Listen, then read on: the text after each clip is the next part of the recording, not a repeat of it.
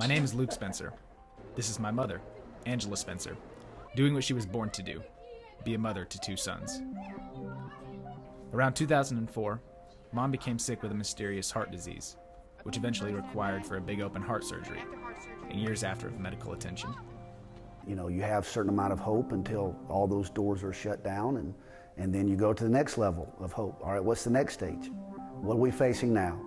But, you know, just knowing it was getting progressively worse, that was always in the back of your mind, but you really didn't want to think about it unless you're told this is the last option.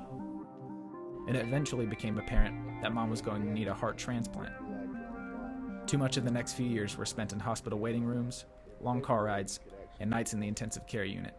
She was losing the battle against the waiting list. What did they say? Like, hey, you need this? Or they said your only hope is a transplant.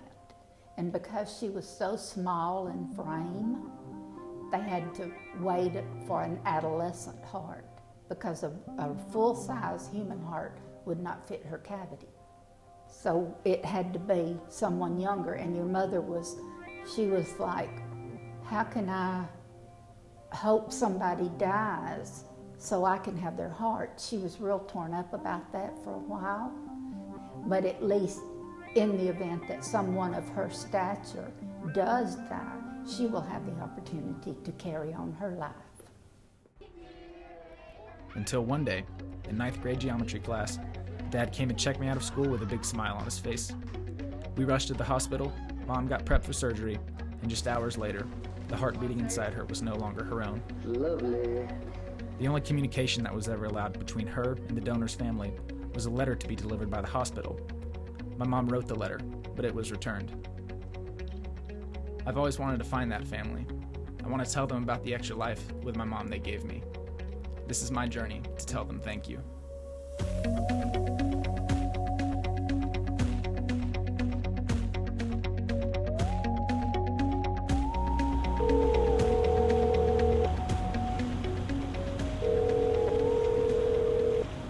Right, are you there? I am. Awesome. I got a tip to talk to Jacqueline Cosgrove from the Oklahoman. She's a health reporter there, and I thought she might have a good idea of where to start. But they know some stuff that doesn't quite match up with what I was told, and so I just don't really know where to start, and was wondering if you might know, where to start with the whole medical situation.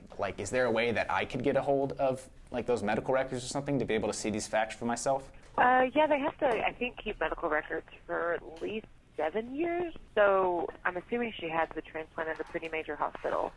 Yeah, is that at the Integris in Oklahoma City? Yeah. So what you'd want to do is, I know their spokesperson really well. Her name's Brooke Kayott. I think you're gonna need to probably have somebody who could sign over her medical information. I'm guessing that would be your dad or grandparent maybe. Jacqueline gave me some other names of who to reach out to next. The whole process was intimidating, but she assured it was still possible. The next day we started searching for ourselves, hoping to find a name with the little information we had. So this note is what you got in school? Yes, so I was sitting in 8th grade Miss Berlin's geometry class, and usually these are okay, someone's here to check you out or whatever, and this is when Mom was, sick in the hospital for a very long time, and they didn't want to scare me that oh gosh, why am I getting checked out of school? Right. So Dad was in the front office. The school attendant came and handed this to my teacher to come and get me. And so it said, Dad is good news, February 17th, 2010. So this surgery happened that night. Maybe past midnight, I don't remember. But we'll say February 17th is our prospective surgery date. Dallas Morning News. So how we knew where to start was based off a little information that I was just told by my dad at that hectic day of the transplant, was that a 14-year-old boy in Dallas, Texas had died in a car wreck, and that's who Mom's new heart was coming from. So based off that information and the time of day, February 17th, 2010, when I got checked out of school to go see Mom at the hospital, that's how we knew where to start looking. We started pulling up the Dallas Morning News, other Dallas news sites, lists of obituaries, and tried to narrow that date range, which we quickly find out wasn't working. Oh, here you go. So due to increased preservation times, you can do 72 hours for kidneys, 24 hours for livers, Heart and lung transplant teams often fly because these organs can be preserved outside of the body for only about 4 hours.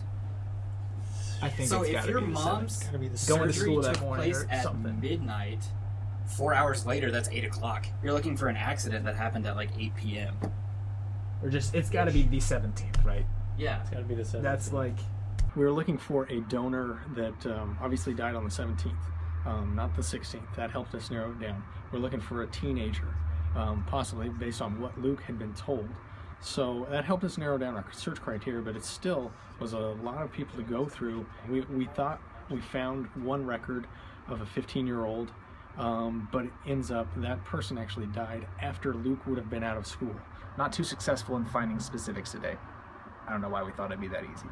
But we've got a better insight now as to where to look next. We're going to reach out to the Texas Highway Patrol, I think, and be a little more direct with try to find some better, more concrete records. So today wasn't a waste, but we got more insight as to how not going to be as easy as we thought it would, apparently. Back when Mom was in the hospital for months at a time, there were only a few of us direct family members around for it. We went to talk to my dad and grandmother about how they remembered those days.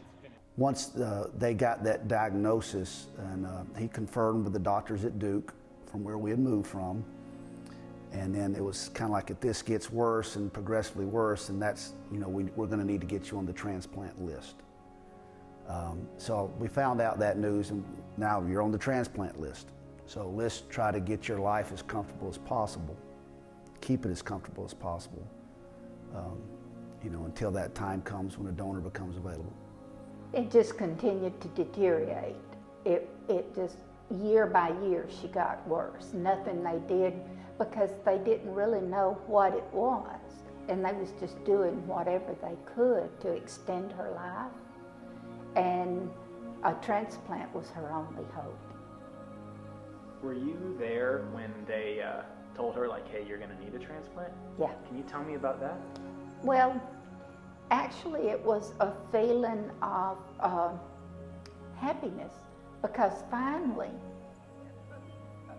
she had a bad heart, so finally we'd get a good one, and maybe her life would, because all she ever wanted to do was raise her children and grow old with her husband. All the what ifs. When is this going to happen? How bad off do you have to get before you can get a heart? Where on the list are you going to move up to? And then you get to a point where you're too bad to get a transplant. So there's a short window there when you just have to be very fortunate. So we just got off the phone with Jessica in the Texas Highway Patrol, and she was very helpful.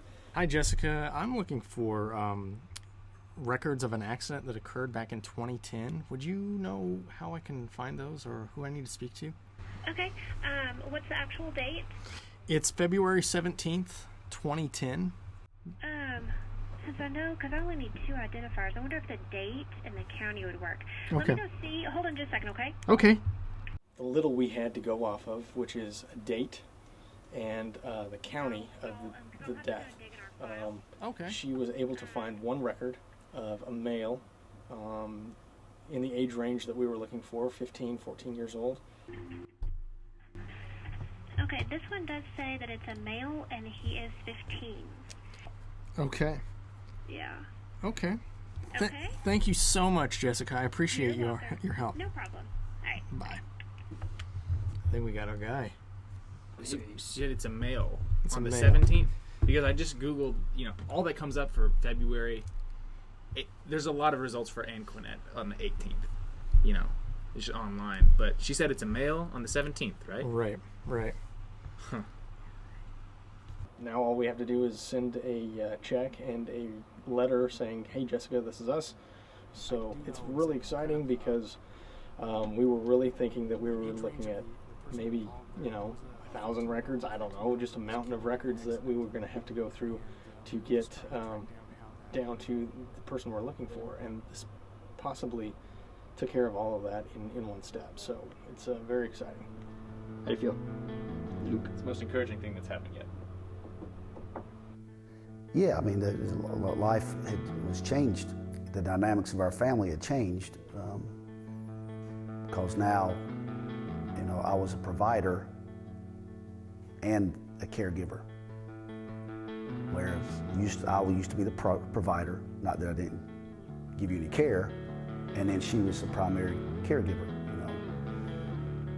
Fix your meals, get ready for school, your homework, you know. You have different roles in the family. So yes, when she got progressively worse, she was unable to do that, then yeah, I mean, I had to pick it up, you know, I had to. But it wasn't just me, we had help with family.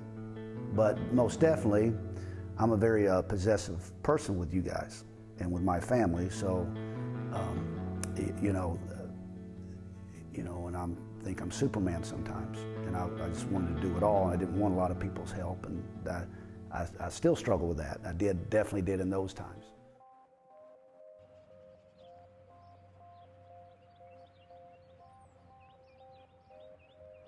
According to the Integris Transplant Institute, organ donation isn't even considered until 2 physicians have declared a patient brain dead. Many states require consent from the individual or family before operation, so medical personnel work just as hard to save organ donors in the case of emergency as any other patients. Just because you've had past medical complications doesn't mean you can't be a donor. Every aspect of your medical history is taken into consideration for each organ. There isn't even an age limit to be a donor. It all just depends on your health. There's over 100,000 people on the organ wait list in the US alone, with thousands added every month. But the only factors that matter when it comes to placement on the list is the severity of the illness and need for a transplant. The only expense associated with donation are the transplant costs to be paid for by the recipient, not the family of the donor. The little mark on your driver's license is plenty legal proof that you're a donor, but it's important to keep your loved ones up to date on your decision. When did the news, or how did the news arrive that, hey, the heart's available, it's go time? That's amazing that you say that, because the rooms didn't have doors, they had curtains. And the curtain was closed, and her heart doctor, he came and he jerked the curtain back. He said, "We got a heart." And Angela started crying, I started crying, and everybody started crying. And I was fixing to get on the phone and call and tell Glenn, and she said, "No, Mama, let me do that. Let me be the one to tell him." And so what is it? She said, "Well, we've got a heart, we've got a donor." So of course, I remember screaming, "Yes," you know, and jumping up, and I went up down the hall, and I just grabbed my keys. She was just crying. She was overjoyed. Once we had a donor, he had told us, the doctors had told us, and the surgeon, you know, this is going to happen right away, so you just need to be ready. And the surgeon went on for hours and hours and hours. What was that like? I walked in circles and prayed. I just walked and prayed. You know, there was, you couldn't be comfortable because everything is so unknown about it, you know. And she was very weak. She had already, you know, other body parts had begun to deteriorate. So it was very, very, very essential that she got one right away. And it was just like God answered a prayer for all of us. So today we got to dive into a lot of good news that we had. Over the weekend, Jeremy finally received a letter from the Texas Highway Patrol with hopefully in it what would be the information about the donor, the car wreck they were in, to confirm, maybe get a name or what accident, to see if this that was real and legit. Also, this very morning I got 2 voicemails from the hospital in Oklahoma City. Hi there, this message is for Luke. One of which regarding the medical records of my mother I've requested, and the other having to do with hopefully getting some interviews with the doctors. And Dr. Nelson received your letter about your mom and wanting to do your documentary. And then our Texas Highway Patrol record that came in was probably the low point of today. And it's like, this isn't the last resort, but this has to be it. Right. So We thought it was going to be the golden ticket. That was the person we were looking for. And turns out this person died after Luke would have received his note in school. So unfortunately, this was not the person we were looking for. That was disheartening. And then trying to find how we start again was a little bit of a struggle.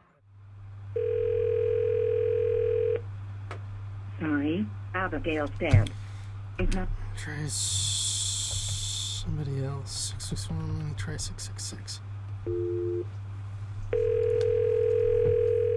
For faster service, please listen to the following 5 menu options before making your selection. To better serve you, please have your Texas driver license or identification card number, as well as a pen and paper ready.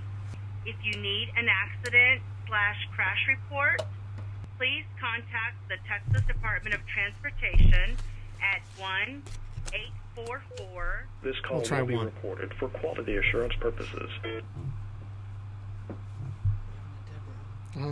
Thank you for contacting the Chris Help Desk. This is Eric, and with him do I have the pleasure of speaking today. My name is Jeremy.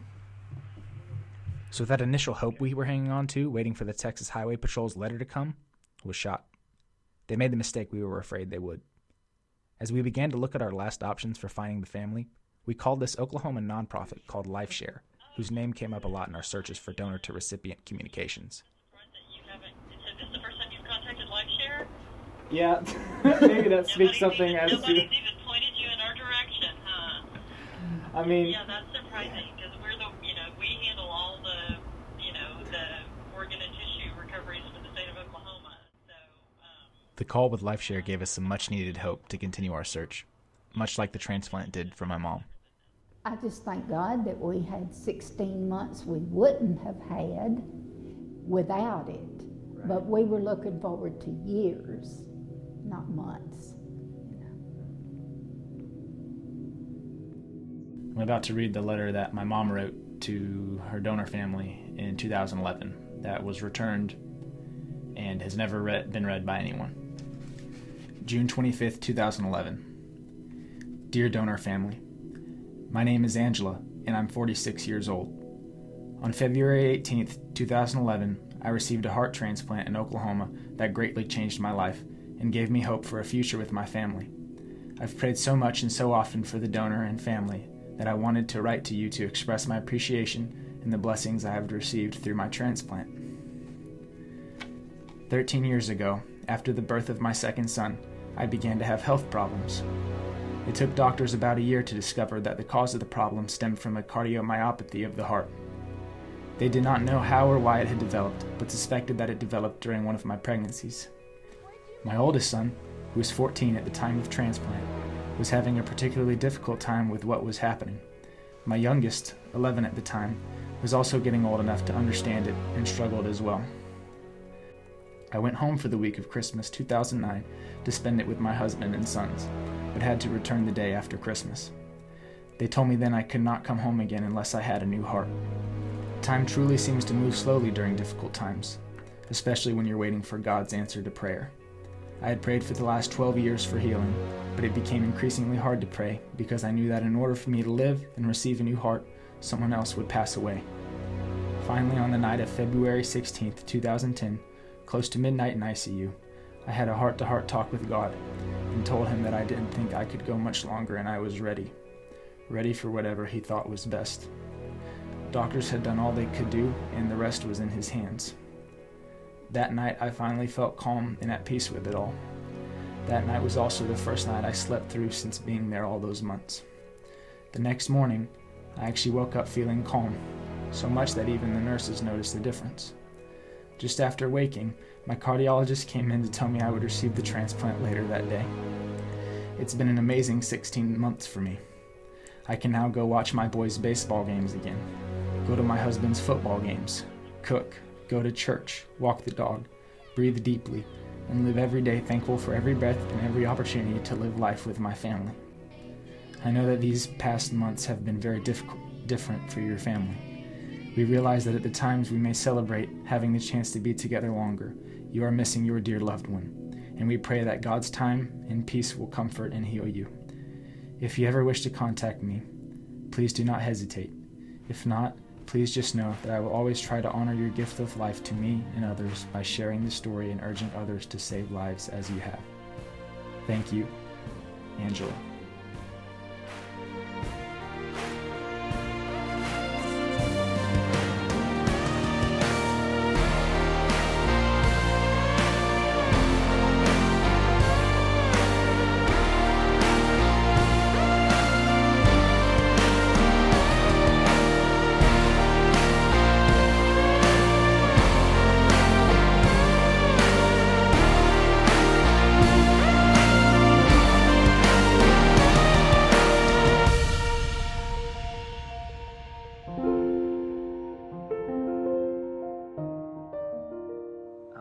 I never heard that confirmed before. And she said, of course she isn't allowed to give me their information or anything like that, but she did tell me that those families had written letters to other recipients of their child's organs after transplants. So this family has communicated with others. I don't know if they didn't receive this letter from my mom or chose not to for whatever reason about her heart, but the best this woman on the phone could do was send me the guidelines for writing letters to donor families, and said if I'd like to write them something, that she would send it to them.